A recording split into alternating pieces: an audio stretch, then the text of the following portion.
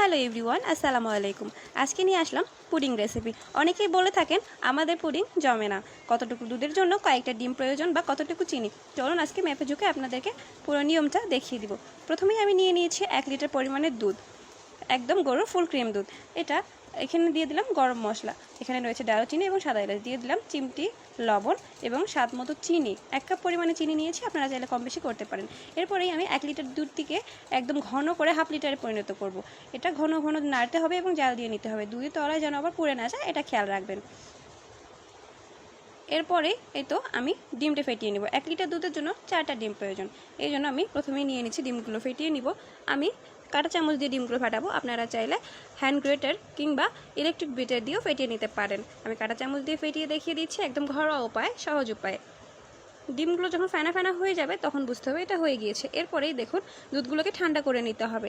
5 থেকে 6 সেকেন্ড যদি আপনি আঙুল ডুবিয়ে রাখতে পারেন, এতটুকু গরম রাখবেন, কুসুম গরম। এরপরেই ফাটানো ডিম আমি দুধের মধ্যে দিয়ে ভালোভাবে মিশিয়ে নিব। এটি একটু সময় নিয়ে মেশাবেন, তাহলে ভালোভাবে দুধ আর ডিমটা মিশে যাবে। চলুন এবার ক্যারামেল বানাবো। এখানে ক্যারামেলের পরিমাণও আপনাদের পছন্দ মতো, আবার খেয়াল রাখবেন ক্যারামেলটা যেন একদম পুড়ে না যায়, তাহলে ভালো লাগবে না। আমি এখানে 2 চা চামচ চিনি, 1 চা চামচ পানি দিয়ে একটা সুন্দর ক্যারামেল বানিয়ে নিব।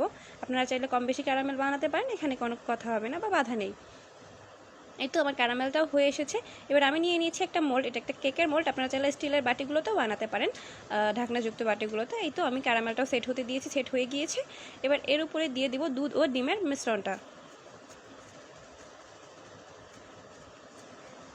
সুন্দর করে দিয়ে দিয়েছি।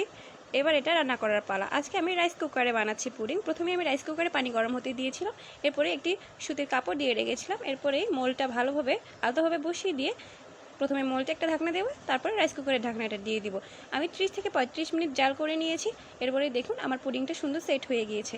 এরপর রুম টেম্পারেচারে রেখে আমি নর্মাল টেম্পারেচারে 2 থেকে 3 ঘন্টা রেখে দিব, যাতে ভালোভাবে আরও সেট হয়ে যায় পুডিংটা। এবার মোল্ড আউট করে দেখাবো আপনাদেরকে কত সুন্দরভাবে সেট হয়েছে। এই তো আমি একটা নাইফ দিয়ে পুডিংয়ের 4-5টা কেটে নিলাম, মানে আপনার সাসপেন্ড থেকে একটু কেটে নিলাম। এরপরে একটা সার্ভ করে দিব। দেখেন কত সুন্দর হয়েছে, মাশাআল্লাহ, কোনো দিকেও ভেঙে যায় নাই। কালারটা দেখেন, ক্যারামেলের কালারটা কত সুন্দর হয়েছে, কতটা ইয়ামি ইয়ামি, কোনো বাবলও কিন্তু ক্রিয়েট হয় না, একদম পারফেক্টলি কুকড।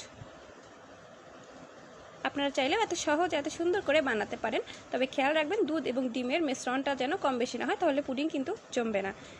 1 কেজি দুধের জন্য 4টি ডিম এবং হাফ কেজি দুধের জন্য 2টি ডিম। এবং আপনি যদি 1 কেজি দুধ নেন তাহলে দুধটাকে একদম ঘন করতে হবে।